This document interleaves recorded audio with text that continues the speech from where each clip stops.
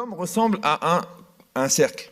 Vous savez que toute la géométrie et toutes les mathématiques, en fin de compte, c'est qu'une forme de numérisation du monde réel et du monde spirituel principalement. Donc quand on dit que l'homme ressemble à un cercle, qu'est-ce que c'est un cercle? Un cercle, c'est une droite dont les deux extrémités se rejoignent. Parce que chez l'homme, la haine et l'amour, ça se rejoint. La bêtise et l'intelligence, ça se rejoint. Les intérêts et la réflexion, ça se rejoint. Donc un homme ressemble à un cercle. Maintenant, une droite, c'est quoi? C'est un ensemble de points. Comment on fait pour tracer un cercle? On prend l'outil qui s'appelle le compas, qui est l'outil le plus simple du monde. D'ailleurs, sa définition en Verlan l'exprime très bien. Donc, vous prenez J'ai besoin des blagues pour savoir si vous suivez. C'est la seule manière.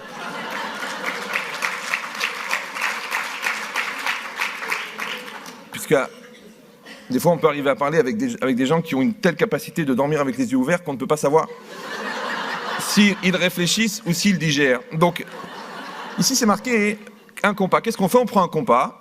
On prend une feuille, on pointe le compas, on trace la feuille. Maintenant, le compas, il a une spécificité, c'est qu'il a deux pointes. Une pointe qui pointe, mais qui n'écrit pas, et une pointe qui écrit, mais qui ne pointe pas. On m'a dit d'élever le niveau, donc j'essaie d'être à la hauteur. Alors, maintenant, je plante le compas et je trace le cercle. La pointe du compas, elle ressemble à la décision. Le crayon du compas, il ressemble à la réalisation. Ce qui apparaît du cercle, c'est ce que je suis, c'est-à-dire ce que je fais, ça apparaît, ce que je dis, ça apparaît, et mes attitudes apparaissent. Ça, c'est le cercle. Maintenant, je peux grandir le cercle. Il suffit d'allonger le bras, ça s'appelle le cercle d'influence, d'accord? Mais il faut planter le compas. Première constatation très intéressante, c'est que la pointe du compas est toujours à l'intérieur du cercle. Par exemple, si vous tracez un cercle, est-ce que vous pouvez retracer le même cercle, mais en mettant la pointe du compas en dehors du cercle? Oui, non, oui, non. Bon, il y en a qui ont essayé, ils ont eu des problèmes, d'accord? Donc il faut absolument que la pointe du compas soit à l'intérieur du cercle. Pourquoi?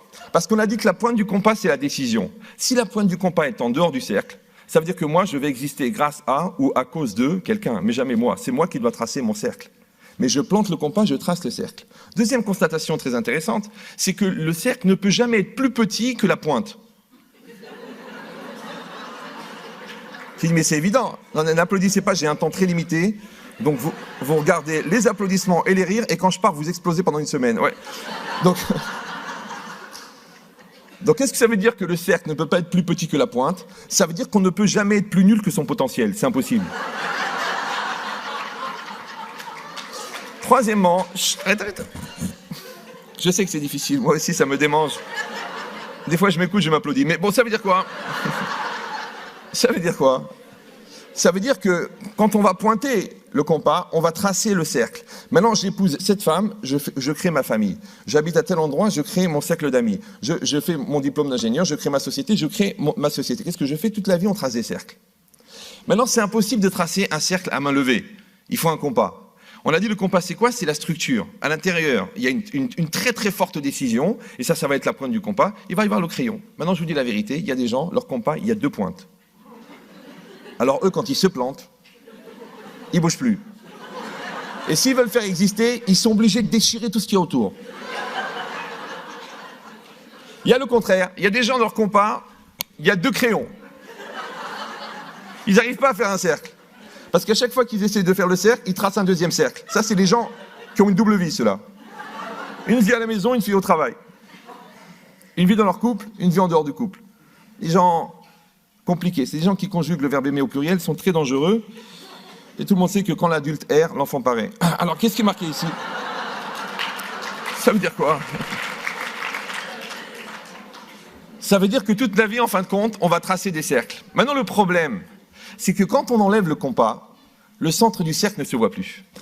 Toute la vie, on cherche le centre du cercle.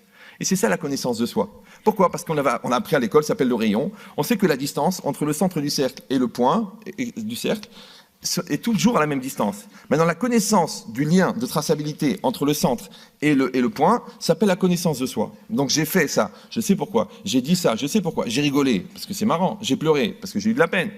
Maintenant, s'il y a un décalage entre mon être intérieur et mon être extérieur, alors on dit en français que je ne suis pas moi-même, je ne suis pas moi-même. Si je ne suis pas moi-même, je suis qui? C'est pour ça qu'en français, le mot personne et le mot personne, il a deux sens. Ouais. Maintenant, je ne peux pas exiger le respect qui est dû à la personne quand moi-même je pense que je suis personne.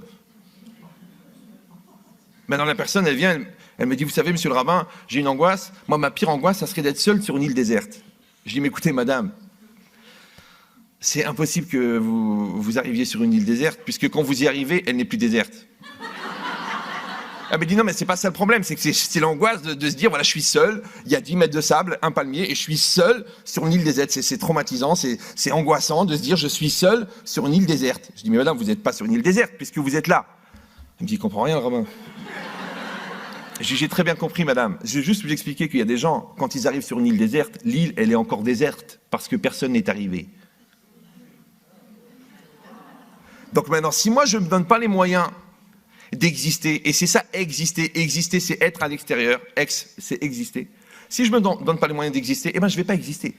Maintenant, si je n'existe pas, et c'est possible, maintenant je vais vivre, je vais manger, je vais dormir, je vais digérer, je vais mourir, je vais faire des choses, ouais, mais je n'existe pas. Si je n'existe pas en tant que personne, et personne, ça vient aussi de personnel, maintenant dans cette tentative d'être personnel, il faut dire la vérité. Celui qui ne dit pas la vérité quand il est personnel, il ment. On appelle ça en français personnellement, d'accord? Maintenant, si moi j'ai réussi à être moi-même, c'est-à-dire que mon être intérieur et mon être extérieur sont les mêmes, alors ça va aller très bien dans la vie. Pourquoi? Parce que c'est quoi la joie? Tout le monde se pose la question, la joie, le bonheur, la sérénité. Je pense que vous faites des séminaires, des choses comme ça, dans ce but-là. La logique, c'est très simple. La joie, d'après la définition de la Torah, c'est la satisfaction d'être. Ça veut dire que quand moi je réussis à faire cette trajectoire, à faire ce travail, que mon être intérieur se réalise à l'extérieur, alors ça s'appelle la joie.